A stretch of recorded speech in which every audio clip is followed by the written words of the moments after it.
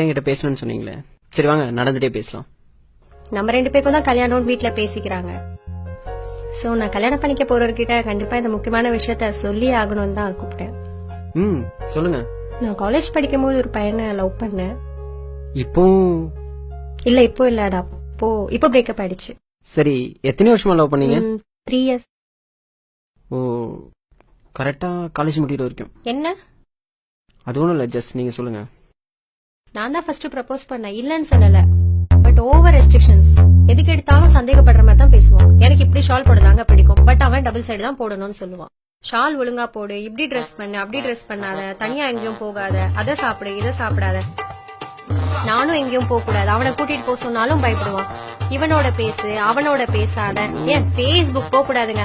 அப்படியே போனாலும் photo upload பண்ண கூடாதுங்க, இன்க்ளூடிங் லெகின்ஸ் டிஷர்ட் கூட போடக்கூடாதுங்க. மொத்தத்துல 3 வருஷமும் சண்டை சண்டை சண்டை தாங்க. அதாங்க பிடிக்கல. இனிமேலாவது என் லைஃப் எனக்கு பிடிச்ச மாதிரியும் எங்க அப்பா அம்மாக்கு பிடிச்ச மாதிரியும் இருக்கணும்னு நினைக்கிறேங்க. பா, உண்மையிலேயே சூப்பருங்க. என்கிட்ட, அதாவது உங்க லைஃப் பார்ட்னர் கிட்ட இதை பத்தி சொல்லணும்னு நினைச்சது. இதை நீங்க என்கிட்ட சொல்லாம மறைச்சிருந்திருக்கலாம்.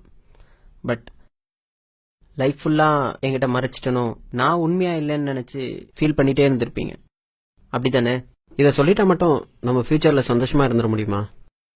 இது ஏன் சொல்றேன்னா, அவரை விட்டுட்டு வந்த மாதிரி என்னையும் விட்டுட்டு போயிட்டீங்கன்னா,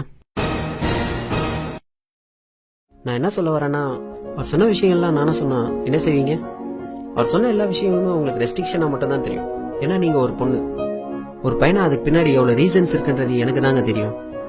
ஏன் உங்க அம்மா சொன்னதுல டபுள் சைடு ஷால் போட சொல்லி? நீங்க போட்டு போற ட்ரெஸ் எல்லாம் பார்த்தா பசங்க எப்படியெல்லாம் பேசுவாங்கன்றது ஒரு பையனா எனக்கு தாங்க தெரியும். நீங்க பாக்குற விதம் தப்பா இருந்தா அதுக்கு நாங்க என்னங்க பண்ண முடியும்? பசங்கனாலே தப்பானவங்க தானே, தப்பா தானே பாக்குறீங்க. பசங்களே தப்பானவங்கன்னா அப்புறம் ஏங்க அவங்கள லவ் பண்றீங்க, ஏங்க கல்யாணம் பண்ணிக்கணும்னு ஆசைப்படுறீங்க? என்ன என்ன சொல்ல வரீங்க இப்ப நீங்க? ஓகே, கோபப்பட விதம் தப்பு தாங்க, இல்லன்னே சொல்ல. அது பசங்களோட நேச்சர். அப்படி பார்க்க வைக்கிற ட்ரெஸ் கோடிங்க தாங்க தப்புன்னு சொல்றேன். கண்டிப்பா நீங்க டிஷர்ட்டோ லெகின்ஸோ போட்டு போனீங்கன்னா பாக்குறவங்க எல்லாம் நல்ல ஃபிகர்னு தாங்க சொல்லுவாங்க. ஏன், நான் கூட சொல்லுவேன். பட் நல்ல பொண்ணுன்னு யாராவது சொல்லுவாங்களா?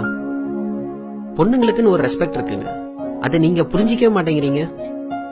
இப்ப கூட அவரை பிடிக்கலன்னு என்கிட்ட எதுவுமே நீங்க சொல்லல. அவர் சொன்ன அட்வைஸை தான் நீங்க பிடிக்கலன்னு சொல்றீங்க. ஆர்கியூ பண்ணா போய்கிட்டே தாங்க இருக்கும். லாஸ்டா ஒன்னே ஒண்ணு மட்டும் சொல்லிக்கிறேன். அவனுக்காக நான் ஏன் பண்ணணும்னு நினைக்கிறத விட அவனுக்காக நான் பண்ணாம வேற யார் பண்ணுவாங்கன்னு நினைச்சு பாருங்க. லவ் உண்மையிலேயே சூப்பரா இருக்குங்க. எல்லாமே சொல்லியாச்சுன்னு நினைக்கிறேன். நீங்க கிளம்புங்க. பாய்.